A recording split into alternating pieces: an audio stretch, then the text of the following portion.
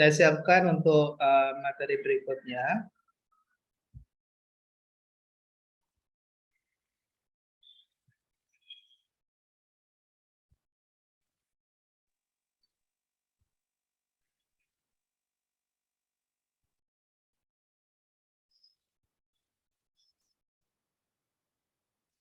Oke ya, melakukan survei permohonan pinjaman. Ini unit kompetensi yang kedua ya. Jadi setelah kita mendesain, ya setelah kita mendesain, lalu menyusun strateginya, ya menyusun strateginya, baru kemudian kita melakukan survei, ya. Nah, sebelum kita melakukan survei, Bapak Ibu sekalian, oh ya ini sudah terekam belum ya? Oh sudah, oke ya. Bapak Ibu sekalian bisa melihat di slide bagaimana proses kredit itu berjalan, gitu ya. Dari mulai kegiatan marketing activities yang dilakukan oleh AO kita, account officer kita, oleh petugas pemasaran kita, untuk mengenalkan produk tadi yang sudah kita desain ya, yang sudah kita desain, mengenalkan kepada anggota kita, ya kepada calon customer kita, kepada calon debitur kita, gitu ya. Lalu kemudian melengkapi formulir yang sudah kita siapkan formulirnya. Jadi kompetensi yang kedua Bapak Ibu sekalian, nanti di portofolio kegiatan assessment bagi yang sudah daftar untuk uji kompetensi nanti di hari Selasa. Mungkin teman-teman dari Jawa Timur yang rencana kita nanti ketemu ya di Jombang. Ya sudah 20 orang ya yang sudah daftar untuk uji kompetensi.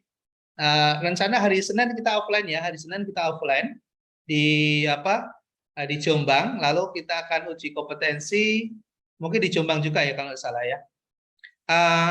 Nah ini mohon disiapkan juga ya form atau formulir untuk hasil yang kita bisa tunjukkan kepada asesor nanti, gitu ya.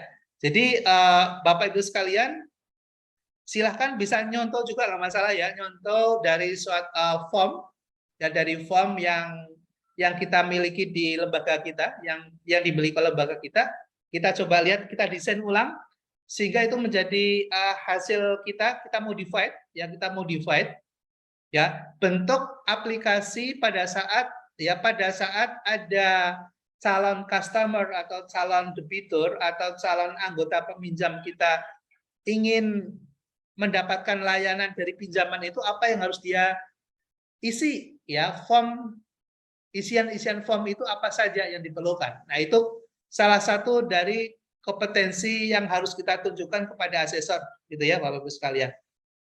Nah daripada kita text time-nya nanti diminta di situ kita menyusun sendiri, itu kan butuh waktu mikir, kadang kita ngeblank dan sebagainya.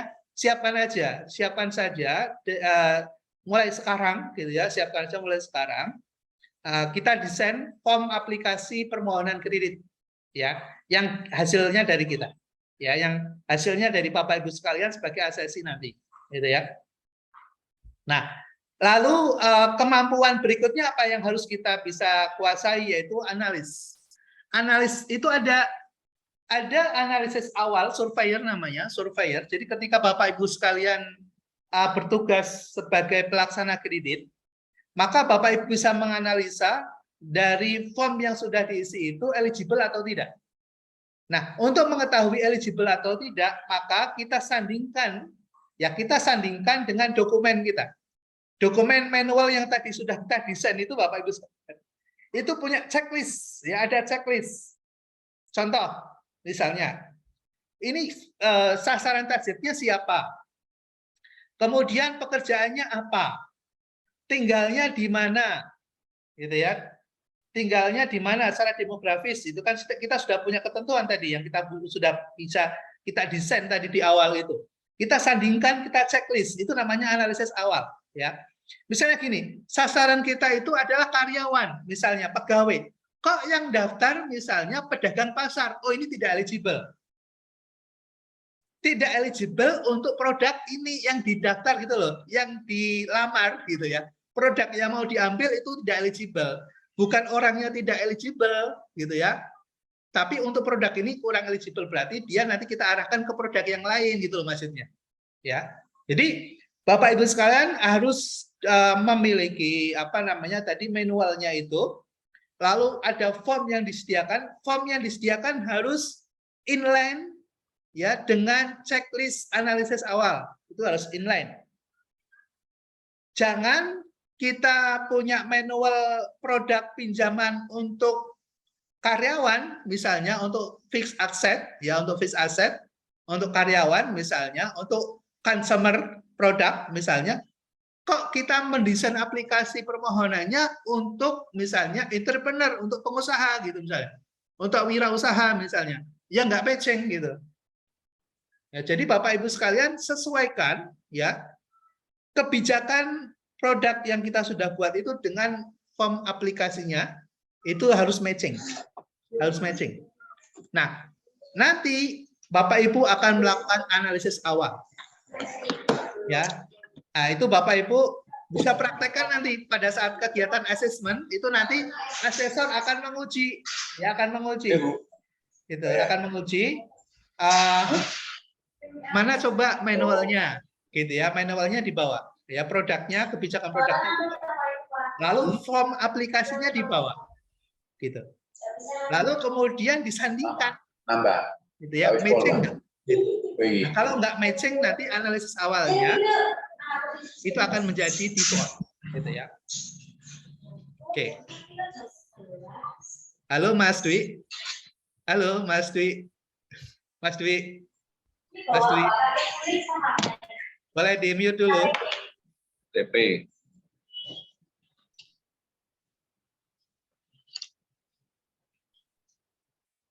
Oke, makasih Mas Dwi. Nah, berikutnya adalah baru bicara tentang survei plus analisis lanjutan.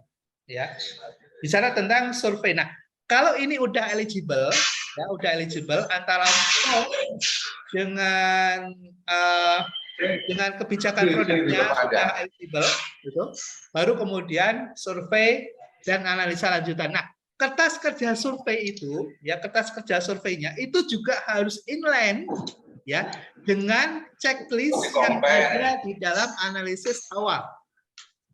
Ya harus inline.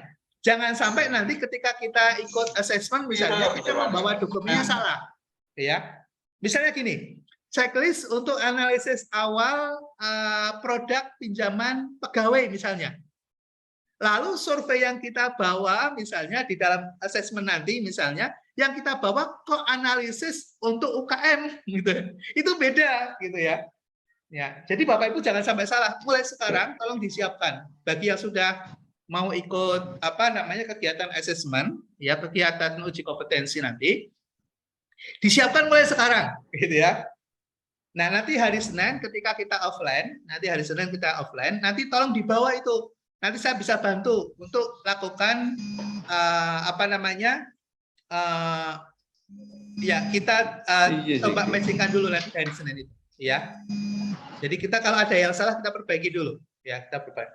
Nah, nanti masuk ke rekomendasi kredit. Nah, kertas kerja untuk komite kredit, ya kertas kerja untuk komite kredit itu juga harus inline juga, ya. Ya nanti form-form yang tersedia di dalam apa keputusan kredit komite, ya komite kredit atau komite pinjaman nanti dibawa, ya itu nanti dibawa. Nah, lalu di situ ada proses pengambilan keputusan kredit, ya.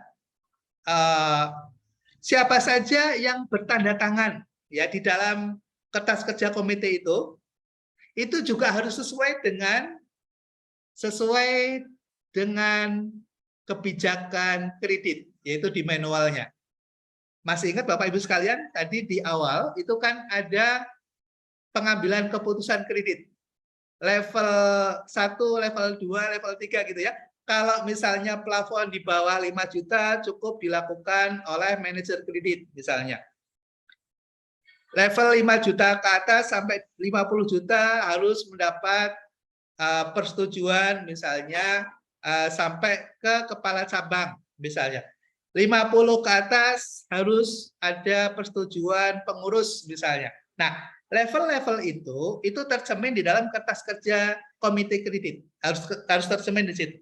Ya, jadi Bapak Ibu sekalian, nanti ketika ada asesmen dijalankan, Bapak Ibu di bawah itu. Kalau masih salah, kita perbaiki dulu, ya.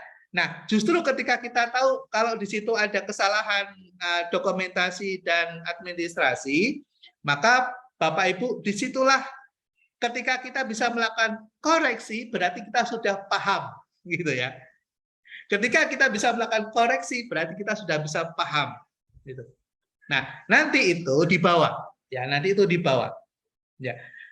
Baru setelah itu pengikatan legal. Makanya di dalam unit kompetensi proses pelaksanaan pinjaman ini itu ada pengikatan karena ujung dari closing suatu proses transaksi pinjaman adalah akad. Ketika akad sudah dilakukan oleh kedua belah pihak, oleh si debitur dan juga oleh yang mewakili dari lembaga, maka berarti sudah sah, ya, transaksi sudah closing dan menjadi sah secara hukum, gitu ya, dan menjadi debitur yang sah juga bagi lembaga keuangan kita, bagi koperasi simpan pinjam.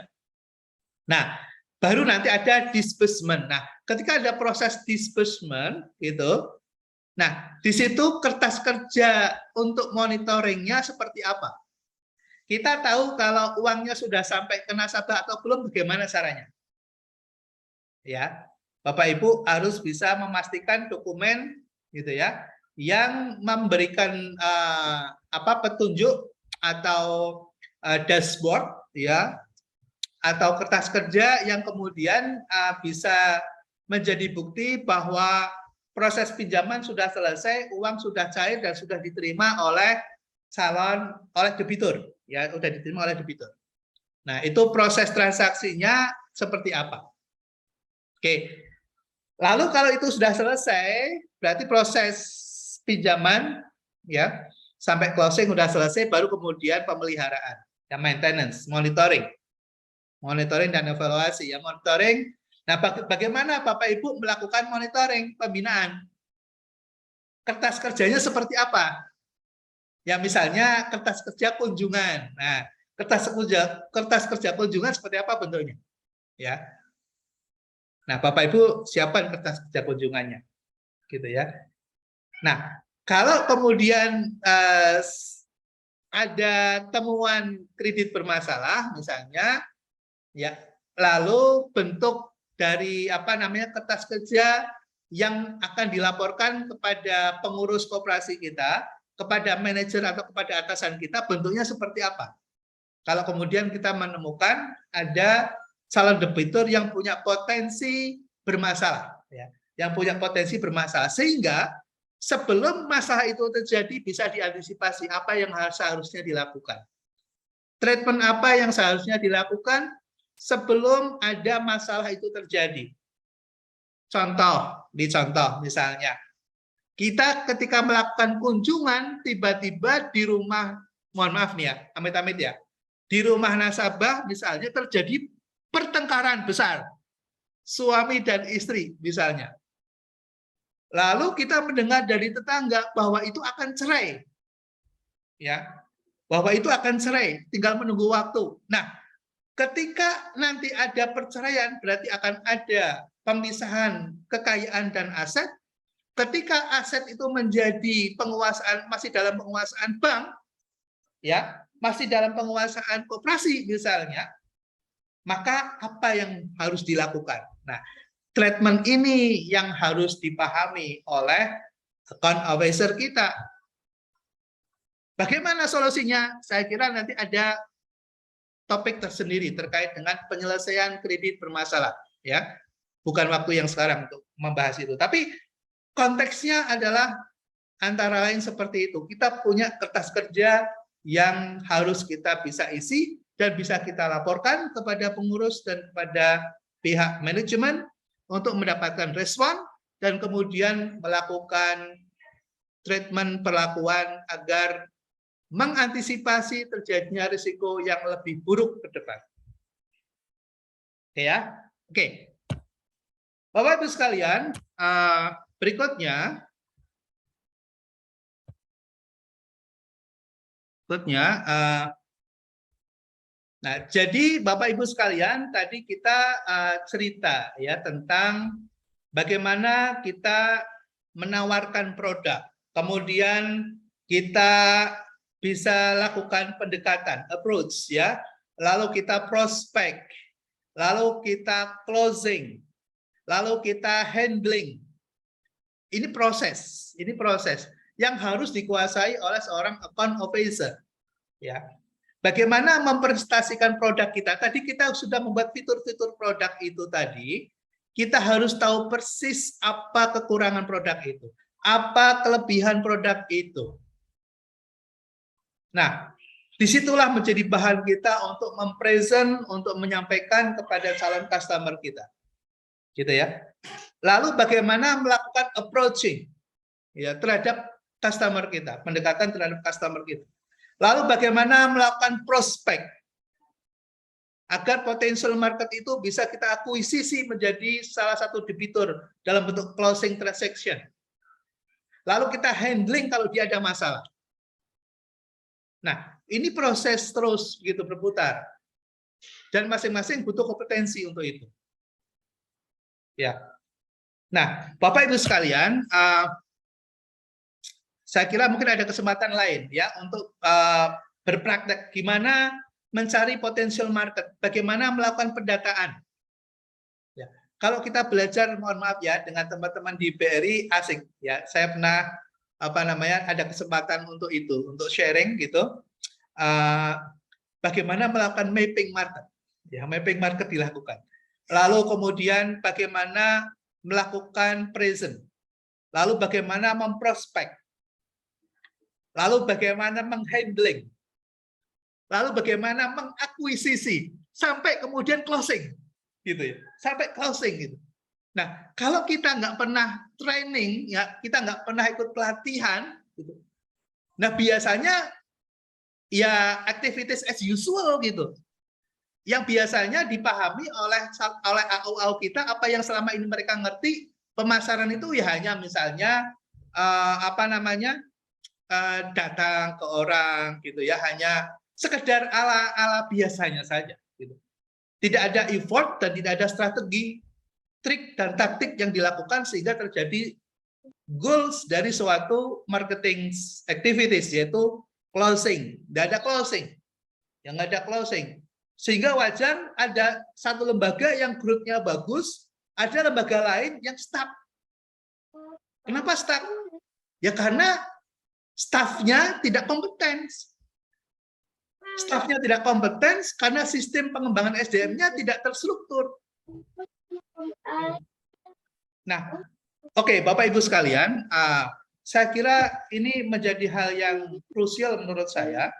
Ya, kenapa ada lembaga yang kemudian bisa bertumbuh bagus, ada lembaga yang berjalan di tempat. Nah, Bapak Ibu sekalian, saya kira ini kompetensi yang nanti kalau kita bisa perdalam lebih jauh lagi. Misalnya kita ingin dapatkan sumber-sumber informasi ya untuk calon market sasaran kita misalnya. Kita bisa lakukan secara formal, kita bisa carakan dalam aktivitas informal, dalam kegiatan formal. Ya, sumber-sumber informasi yang legal walaupun terkadang ya semi ilegal juga gitu ya. Gimana cara mendapatkan informasi itu misalnya. Nah, itu juga salah satu kompetensi yang harus dimiliki oleh seorang consultant ya. Lalu melakukan pendekatan, ya gimana lah melakukan pendekatan yang bisa dilakukan.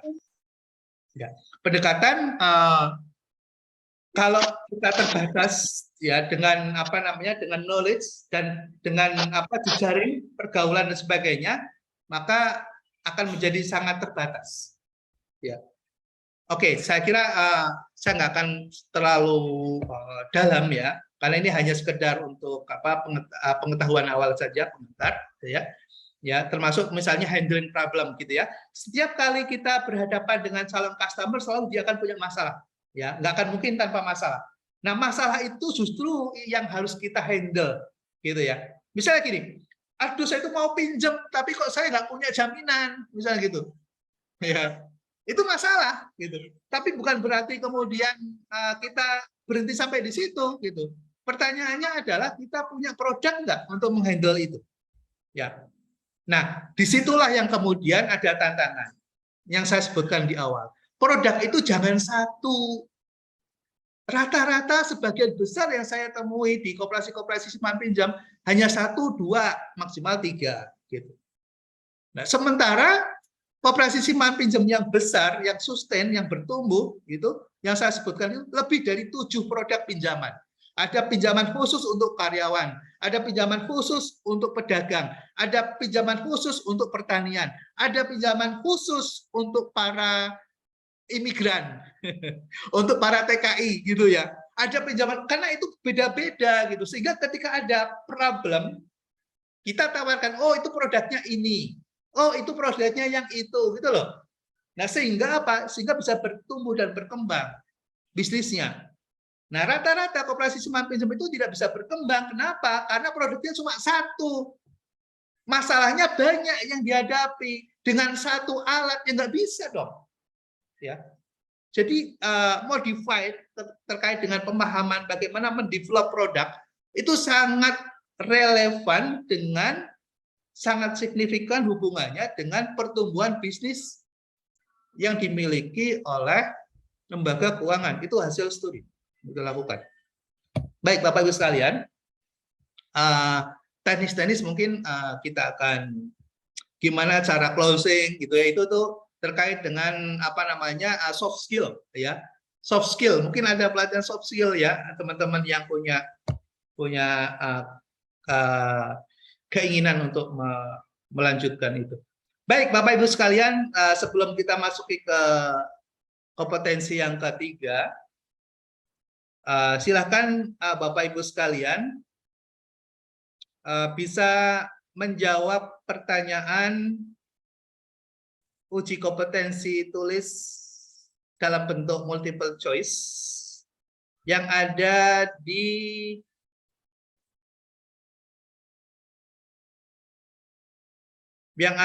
tugas 110. Yang ada di 110.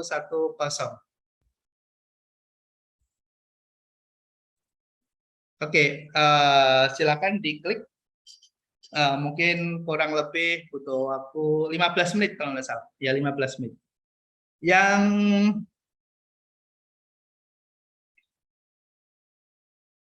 maaf. 109 dulu. 109. Oke, silakan dikerjakan 109.